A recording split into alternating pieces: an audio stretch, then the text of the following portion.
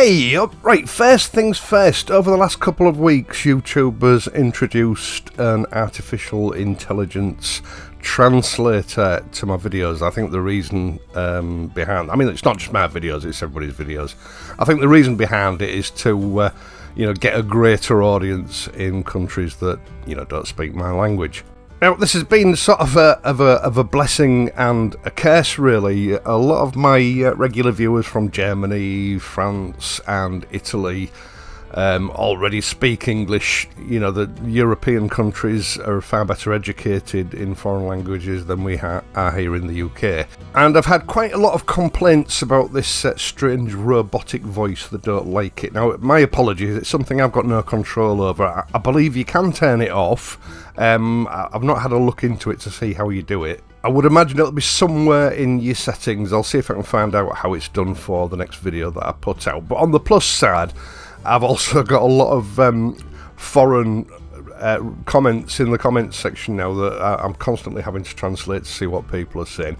It's bringing in a lot more viewers, especially from Germany, Italy and France. So, I'm sorry if it's not your cup of tea. I understand it. A lot of these AI voices are terrible, and I've noticed it's becoming a lot more intrusive, especially here on YouTube.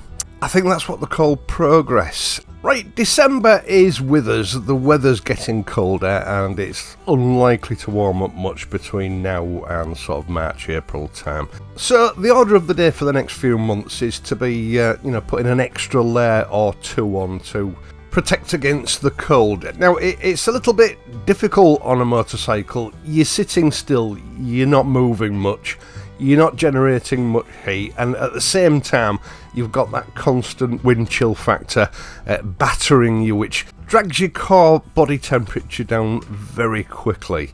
Now, I'm just running some B-roll here. This was filmed early this year, 2024. It was only 3 degrees centigrade on this particular day when I was out on the shotgun, I think it is. And it did in fact dip quite a bit below that during the course of the day, although it didn't get down to 0. So I pressed my old Goldtop Submariner into service. I've had it 7 years now, at least. And when you go back to the 1950s and 1960s, this is actually an iconic piece of motorcycle equipment, which, again, like a lot of motorcycle equipment, lends its origins to the military and the Second World War. In fact, in the case of the Submariner, there's absolutely no doubt it goes much further back than the Second World War or even the First World War for that matter.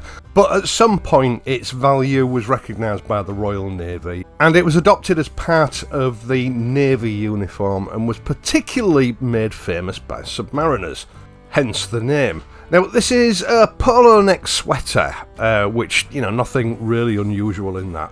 But it's the way the neck is constructed on this particular pullover or jumper or sweater or whatever you want to call it that makes it particularly suitable for use on a motorcycle. Now, obviously, after World War II, there were thousands of these garments that were surplus to requirements. They found their way into the Army and Navy stores, and they were snapped up by cash-strapped motorcyclists that needed to keep warm on the way to work during the winter months. And one of the reasons that they became so prized by motorcyclists was the neck design. It's a regular turtleneck or roll top neck, whatever you want to call it, but it's very loose around the neck, which does provide the wearer with a wonderful feeling of luxury and comfort.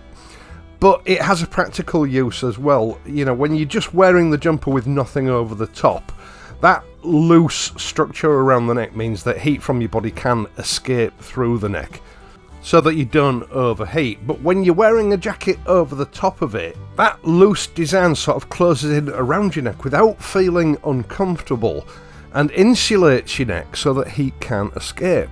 Now, certainly towards the end of the 1950s, obviously army surplus versions of this were becoming scarce, they were hard to get. So Goldtop stepped in and, using exactly the same specifications and traditional design, introduced their Submariner. Again, this became a staple for motorcyclists throughout the 1960s, 1970s And I even remember trying one on in my local bike shop in the early 1980s. Now, I was only an airing over whether to buy it because they were expensive compared to what I could afford at the time. I think they were about £20 or £25. And I remember the old guy that I knew quite well at the counter telling me, you know, you're not a proper biker if you don't have one of those. Now, I appreciate that was probably just sales speak, but I think the inference was that, you know, this is the only jumper you should have if you're riding in the winter. So if you don't have one, you're not a proper motorcyclist, or something along those lines. Now, I didn't buy one because I couldn't afford it. I made do with another jumper instead. And as I said, I didn't actually get this one until about 7, actually maybe closer to 8 years ago.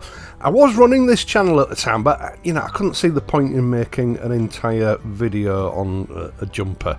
But it's become like an old friend. Now, you know, modern jumpers these days, they tend to be made from sort of wool mixes, i.e. there's a lot of man-made fibres in the construction.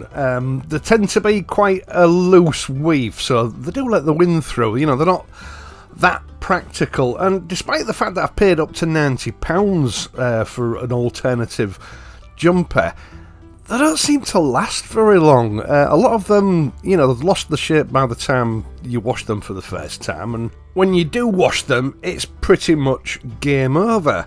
Now, the secret to the quality of these Goldtop jumpers is that they're made not just from 100% wool, but 100% merino wool. Merino wool has been prized for centuries as being one of the best insulating and also one of the softest, most comfortable wools that you can get your hands on.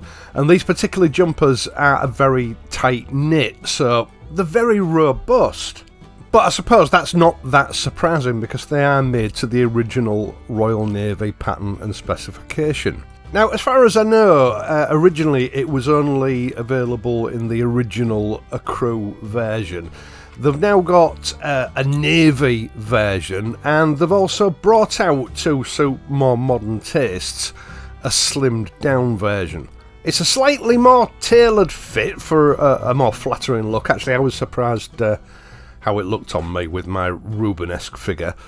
It's an updated version of the Submariner, and to cater for modern tastes, they've elongated the cuffs and they've put thumb holes in so it holds the jumper sleeves down when you're working outside and stops the sleeves from riding up, assisting with keeping your hands warmer when the weather's cold. As in the case of both of these jumper styles, it's a high-grade merino wool, so you can wear it close onto your skin. You don't have to wear a layer underneath it. It's not like those itchy wool jumpers that your mum used to make you wear. The roll top, it isn't uncomfortable, it's not tight, but it is a little bit more snug than the original version. I found it comfortable, but I've got to admit I do prefer the original. In both cases, whether you prefer the traditional fit or the slim fit, you've got a piece of motorcycling history here. A garment that, depending on your age, your dad or your granddad would recognise instantly, complete with the Goldtop pedigree. It's an heirloom quality pullover that will last you a lifetime.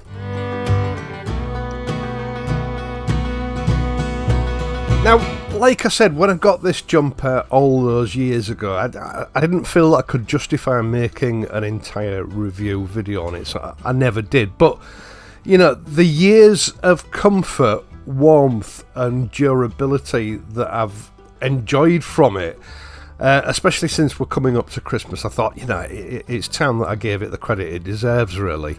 Granted, it doesn't still cost £20 or £25 or whatever it was back in 1981 when I first looked at one. And price-wise, it is comparable nowadays with a lot of the sort of higher-end leading brands, although its durability goes way beyond anything those are capable of. And as I've advanced through the years, I've come to realise that the quality is appreciated long after the price is forgotten. God, I forgot all about that. That Amazon van almost took my camera out. As usual, I will leave a link to the Goldtop Submariner, both versions, in the video description down below, Once again, thank you so much for taking the time to watch this and my other videos, and in doing so helping to support this channel. I really do appreciate it. I'd also appreciate it if you would leave a like and consider subscribing to the channel if you're not already a subscriber. There are other ways that you can help me via my Patreon page, the super thanks button down below, or via a PayPal donation. Either way, it's not obligatory, but it is appreciated. I am, of course, going to be back next week, so until then, please ride safely, and I'll see you soon.